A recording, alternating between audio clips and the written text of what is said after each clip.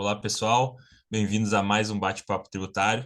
Nesse vídeo aqui a gente vai falar um pouquinho sobre um tema que a gente já mencionou no vídeo anterior, que é a trava dos 30% e a incorporação, como é que a trava dos 30% se aplica, né, nas incorporações e nas cisões. Agora a gente vai aprofundar, o professor Pedro Arana vai aprofundar um pouquinho mais esse tema, porque ali no outro vídeo a gente só mencionou por cima. Então, professor, muito obrigado pela sua presença aqui em mais um bate-papo para tratar desse tema que é bem interessante, é bem, vamos dizer assim, bastante discutido, né, na questão da incorporação do imposto de renda. E recentemente até teve, né, algumas decisões falando sobre a questão da trava se aplicar, mas aí no caso não de incorporação, no caso do fim da sociedade, né? Então, a palavra é sua. Mais uma vez, muito obrigado. Obrigado, Jorge. Obrigado a todos, né, por participar aqui do mais um bate-papo, né, tributário, que nosso objetivo é divulgar conhecimento para todos de uma maneira mais objetiva, mais clara. Então, vamos retomar esse assunto, né, de compensação de prejuízo da incorporação. No bate-papo passado eu falei no caso de incorporação reversa, né, ou incorporação às avessas, né, na qual a empresa deficitária incorporava a empresa lucrativa para justamente não perder o direito à compensação dos prejuízos fiscais, porque é uma das regras fiscais, né? Se você incorporar, né, uma empresa que tem prejuízo com uma empresa lucrativa, você perde o direito à compensação dos prejuízos fiscais. E agora, o que a gente tem, né? É uma operação que foi feita pelo mercado, que é, antes da empresa ser incorporada, ela ter a possibilidade de fazer a compensação integral dos prejuízos fiscais sem ter observar o limite de 30%, que seria da trava. Então, para quem não sabe, qual que é a regra de compensação dos prejuízos fiscais geral? Para você poder utilizar o prejuízo fiscal, ele está limitado a 30% do lucro. Então, se eu tiver um lucro de 100, eu só vou poder compensar, né, 30% de prejuízos fiscais e vou ter que pagar 70% de imposto de renda sobre o lucro. Então, qual é a premissa básica? Eu não tenho limitação temporal, mas eu tenho limitação quantitativa. Então, para uma empresa normal, é isso que ela vai ter que fazer. Agora, e uma empresa que vai ser incorporada? Uma empresa que vai ser cindida, que ela vai deixar de existir? Essa limitação continua se aplicando? Essa é a grande ponta, a grande discussão, né? Então, se criou uma tese, né, de estudiosos disso, falando que não, porque o pressuposto da limitação de 5% é que a empresa, né, tenha continuidade. Agora, se ela vai ser extinta, ela não poderia ser prejudicada e perder o direito a essa compensação. Por quê? Se ela não compensar 100%, o que vai acontecer? Ela vai estar tributando patrimônio e não lucro, né, que seria o pressuposto constitucional da tributação de imposto de renda. Então, por força disso, o que a empresa faz antes de ser incorporada? Ela tem lucro, compensa 100% do prejuízo e depois ela é incorporada, tá? Então, essa seria o pressuposto dessa operação. E aí o que acontece? O fisco não concordando com esse tipo de operação, começou a atuar as empresas dizendo o seguinte, não, você tem que aplicar os 30%. Essa é uma regra geral que tem que ser aplicado para todos, tanto para a empresa que tem atividade contínua, quanto para a empresa que está sendo incorporada. Então, foi autuado, teve autuações, e essa discussão começou no antigo Conselho dos Contribuintes.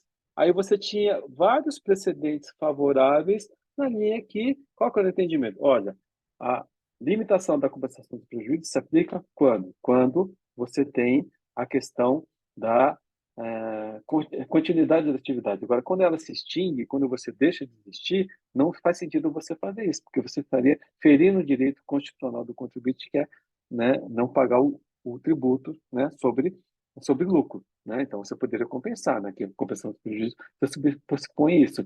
Não é benefício fiscal como alguns entendem. O Supremo, benefício fiscal. Não é benefício fiscal. Você não está tributando renda, então a renda que é? A mensuração, lucro menos prejuízo. Então o prejuízo fiscal também faz parte dessa mensuração. Então não pode dizer que é um benefício fiscal. E aí teve várias decisões do CARF nessa linha, alguns precedentes favoráveis, mas depois é revertido na Câmara Superior. E aí em 2016, o que acabou acontecendo? Como houve uma mudança de composição na Câmara Superior, né, eu diria os momentos mais difíceis do CARF, né, porque era o momento que começou realmente a ficar muito apertadas, as decisões muito por voto de qualidade para o contribuinte, houve uma mudança desse entendimento. Então, a relatora, que no caso era uma conselheira do fisco, entendeu que tem que se aplicar a regra geral, né, da compensação dos prejuízos fiscais. Não há previsão legal para que você incorpore 100% desse, utilize 100% desse prejuízo, e, portanto, por força disso, o CARF mudou o entendimento e começou a manter, por volta de qualidade, acho que eu vou destacar, esse entendimento no sentido que o contribuinte não tenha razão. E aí isso foi para o judiciário também. Então, teve algumas discussões, decisões de primeira instância, favoráveis, desfavoráveis, TRE favorável e desfavorável, e, infelizmente, o STJ, viu, Jorge? Ele teve dois julgamentos na primeira turma e na segunda, primeira sessão, segunda sessão, no sentido de entender que isso não há previsão legal e mantendo a trava dos 30%. Né? Então, a decisão acabou? Não acabou, porque se você pegar uma decisão recente do CARF de julho, agora de 2022, né, cujo relator é o conselheiro Alexandre Evaristo, que eu gosto muito, né, um cara muito técnico, muito estudioso, ele ressuscitou o argumento que não há continuidade, portanto, né, não se aplica essa regra geral de tributação dos 70%, né? Então, né, que teria que compensar só 30%. Então, esse julgamento é um julgamento muito relevante, porque, por maioria de votos, a Câmara Superior entendeu que o contribuinte tinha razão. Tá? Então, vai contra o que o STJ entende. Então, se você pegar a primeira sessão, a segunda sessão do STJ, ainda não há um julgamento de todo o colegiado, né? São na linha de manter a limitação de 30%. Qual que é a esperança que nós temos em relação a isso? Né? No CARF, acho que temos esse precedente que é favorável, talvez continue. Eu não sei agora com o novo governo se vai mudar presidente, né, do CARF, então pode ser que tenha alguma alteração, então pode ser que a gente tenha alguma mudança de presidência novamente. O Supremo Tribunal Federal, quando julgou a questão da compensação dos 30%, que julgou constitucional a compensação dos 30%, tanto acho que o Fux quanto acho que o Toffoli, se não me engano, não sei qual dos ministros, deixou bem claro que não estava sendo julgado naquela ocasião a questão das empresas que estão sendo incorporadas, que isso seria julgado em momento apropriado. Então, essa discussão ainda vai ser apreciada pelo Supremo. Então, se o Supremo der uma decisão talvez um pouco diferente, pode ser que, né, predomine isso. Então, é uma coisa que a gente tem que esperar ainda em relação a isso. Então, essa é uma operação que muitas empresas estavam deixando de fazer, né? Teve esse precedente do CARF e esse precedente do STJ, e por força desse precedente do CARF agora, né, e talvez do Supremo, que vai ter recurso extraordinário, com certeza, dessas decisões aí que o STJ teve, nós temos que aguardar qual que vai ser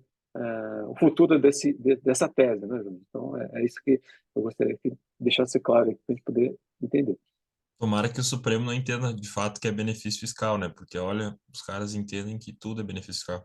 Dedução é benefício fiscal, assim, dedução comparando, vamos dizer, é a mesma coisa, é um Sim, direito, né? Eu tenho, enfim, e nem faz sentido, tu não tem, sobretudo, vamos dizer assim, sobre uma interpretação sistemática do ordenamento jurídico brasileiro, não tem como restringir o contribuinte, mesmo quando a extinta sociedade ele não poder aproveitar de alguma forma esse prejuízo, ou seja, o prejuízo morre com a empresa, e o contribuinte acabou tributando, né, perdendo o direito, de fato, sim, sim, sim. de compensar esse prejuízo e tributando, enfim, patrimônio. Então, é algo que, sob o ponto de vista, né, constitucional, da própria legislação, né, enfim, imposto de renda, é algo que não tem como admitir, mas, infelizmente, alguns tribunais veem dessa forma. E é uma pena que o Supremo, nessa linha, né, Jorge, se você pegar, né, começou lá com a Lei 8.200, né, com o Jobim, quando veio do relator daquele caso lá, dizendo que é benefício fiscal. E que benefício fiscal ali? Ali é questão de expurgo funcionário, dedução de despesa. Né? Então, veio o governo e fala, eu vou te pagar em 6 anos, sendo que eu tenho uma despesa agora, tenho prejuízo agora, não faz sentido nenhum. E a mesma coisa de compensação de prejuízo. É uma pena que a gente não tem, né, como ministro, algum tributarista, né? É uma pena, né? Então, faz tempo É, que não tem um tributarista, né? mas Então, esse é um problema eu até. falei já isso uma vez, daí o pessoal falou, mas não ia adiantar só um. Não ia convencer todo mundo igual. Então talvez não Entendi. mudasse muita coisa. Verdade, verdade. Mas assim, o problema assim, é que também o assessor que faz o voto, né, Jorge, Exato. também, é um Isso cara eu também que não acho. conhece, né? Então, Não, isso eu acho. Eu sempre sou contra isso, porque muitos assessores aí da STJ, STF, os caras são procuradores da Fazenda, né? Então, assim, é um julgamento que querendo ou não, é um pouco imparcial. Não tem. O sim, cara não vai sim, ser. sim, Ninguém é neutro, e o cara que trabalhou para a Fazenda é menos neutro ainda, né? sim, sim, Então, sim. a gente não, claro, tem neutralidade e imparcialidade, são coisas diferentes. Mas o cara que já não é neutro por natureza, ele tende a ser imparcial, né? Então, Daí assim, é ele uma tem um pena, né? viés. É uma pena que eu já conversei com dois juízes, né? Que falaram, né? Que, olha, ninguém quer ir para execução fiscal, porque vai mexer com o tributário. O cara quer ir ou para penal ou para civil, né? Ele não quer ir para execução. Então, alguns acham que é castigo, né? Então, quando a pessoa vai, um cara que veio de empresa, trabalhou em É, empresa, pessoa com curso, o cara nada de braçada, né? Porque ele sabe o que está acontecendo, né? Então, por exemplo, o professor Becho, né? É um cara que conhece, né? Ele sabe, estuda e tal, tudo, né? Mas a grande maioria não gosta, não. É uma pena. é. Mas, enfim, é o que temos. É Infelizmente, o que e infelizmente. temos que sobreviver com isso. Professor, então, só para já avisar o pessoal, o próximo vídeo a gente vai tratar sobre o tema da redução de capital social, que é um tema também que tem discussões bem interessantes, e a gente fica à disposição aí para, enfim, perguntas e dúvidas que vocês tiverem, também coloquem no chat, a gente pode responder, professor, né? Enfim, quem quiser informações sobre alguns casos também envolvendo trava, a gente pode botar o número desse acórdão julgado pela Câmara Superior. E, enfim, se inscrevam aí no canal do professor Pedro Anan, curtam o vídeo e até a próxima. Até o próximo bate-papo tributário aí. Professor, muito obrigado pela sua presença e continuamos firme com a parceria. Eu que agradeço, Jorge. Obrigado aí por também estar nessa disposição. Pessoal, ó, a gente está gravando no feriado e olha nosso comprometimento aí com vocês, né? Então, dê o valor aí, dê o like aí, dê a curtida, e compartilhe o vídeo, que é importante aí para poder fazer com que esse vídeo chegue para mais pessoas, né? Então, obrigado e até a próxima.